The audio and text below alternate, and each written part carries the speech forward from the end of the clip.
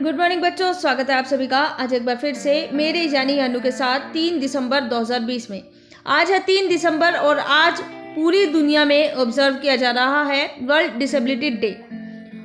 Being differently abled is not being different, यानी कि differently abled होने का मतलब ये नहीं है कि हर कोई डिफरेंट है, नहीं, हर किसी में स्पेशल टैलेंट है, हर कोई स्पेशल है। इसी पॉजिटिव नोट के साथ शुरू करते हैं आज की वर्कशीट, जो कि 3rd क्लास के बच्चों के लिए है। वर्कशीट नंबर 123, जिसमें आज हम करेंगे संज्ञा के भेद। इसको डिजाइन किया है directorate of education GNCT of Delhi ने। So without any further delay let's start. तो बच्चों, किसी भी वर्कशीट को शुरू करने से पहले मैं हमेशा आपको याद दिलाती हूँ कि आपको बच्चे का नाम, class and section, class teacher का नाम प्लस डेट, ये सारी चीज़ें ज़रूर लिखनी है। इसी के साथ ही आपको सब्जेक्ट भी लिखना है। हमारा सब्जेक्ट है हिंदी और टाइटल आपको यहाँ दिया गया है, जो कि है संज्ञा के भेद। वर्कशीट शुरू करने से पहले थोड़ी सी जनरल नॉलेज ले लेते हैं, ये इंपॉर्टेंट होती है। तो आप सभी को पता है आज है 3 दिसंबर 2020 और आज है international day of people with disabilities. Disabilities की जगह अगर हम स्पेशल एबिलिटीज़ बोले तो वो भी ज़्यादा कन्वीनियंट होगा। कोई भी इंसान डिसेबल नहीं होता है, हर किसी में कोई ना कोई स्पेशल एबिलिटी होती है, बस ज़रूरत है उसको पहचानने की। तो इसलिए I prefer calling special abilities. तो हर साल 3 दिसंबर को दुनिया में अंतर्राष्ट्रीय दिव्यांगजन दिवस मनाया जाता है। ये दिन ऑब्जर्व करने के पीछे रीज़न क्या है? रीज़न ये है कि बाकी जो लोग हैं वो सब दिव्यांगजन लोगों को उनके अधिकार नहीं दे पाते हैं जो वो डिजर्व करते हैं। तो आज के दिन international day of people with disabilities ये ऑब्जर्व करने का मेन रीज़न यही है कि दिव्यांगजनों को उनके अधिकारों की प्राप्ति हो, उनके अधिकारों के लिए बाकी लोगों को जागरूक किया जाए, उनके आत्मसम्मान की रक्षा की जाए और साथ ही साथ उनको भी समान अधिकार दिए जाए।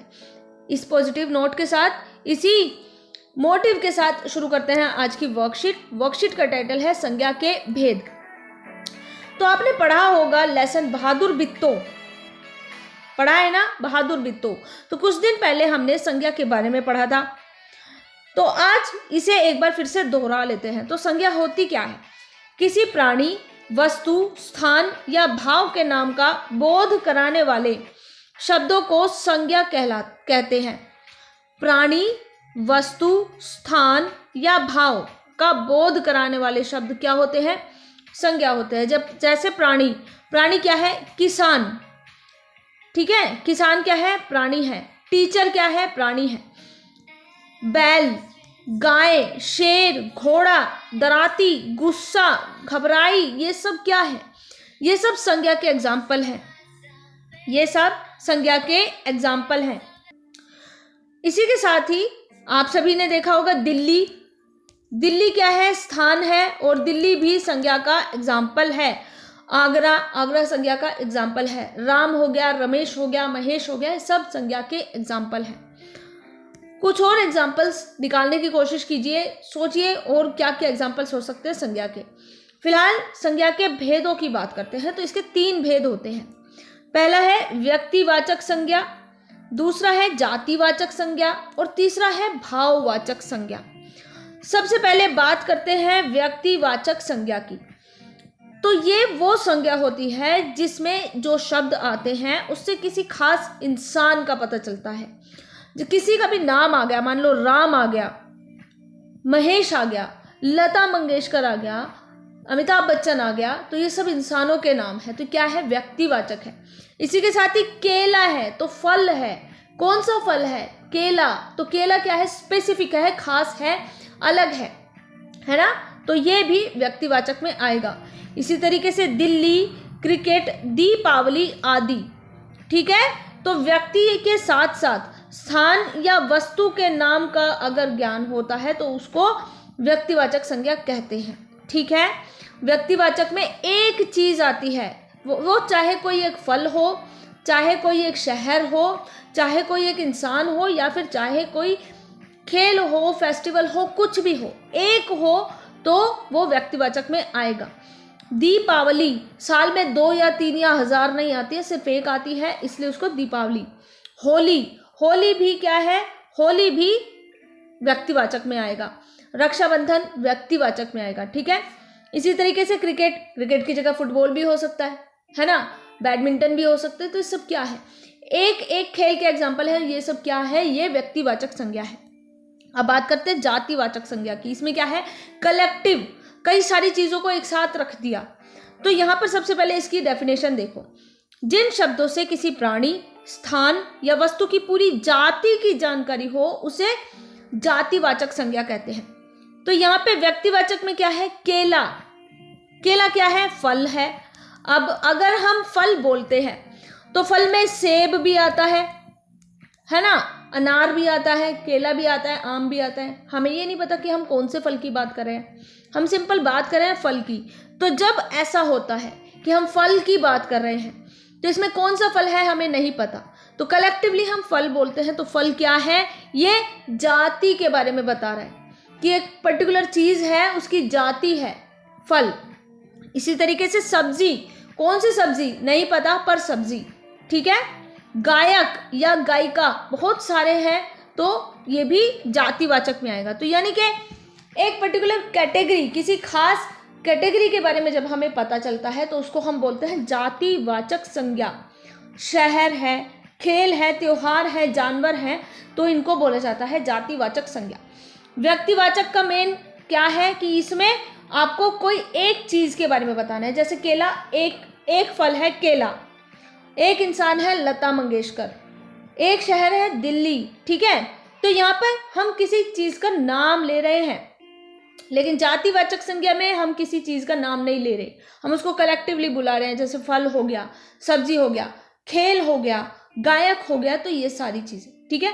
भाववाचक संज्ञा, जहां पे आप अपने भाव एक्सप्रेस करते हैं, हंसना, रोना, खुश होना, दोस्ती करना, ये सारी क्या है, ये भाव है। तो जिन शब्दों से किसी व्यक्ति, वस्तु या स्थान के गुण या दोष या मन के भाव की जानकारी मिले उसको भाववाचक संज्ञा बोलते हैं।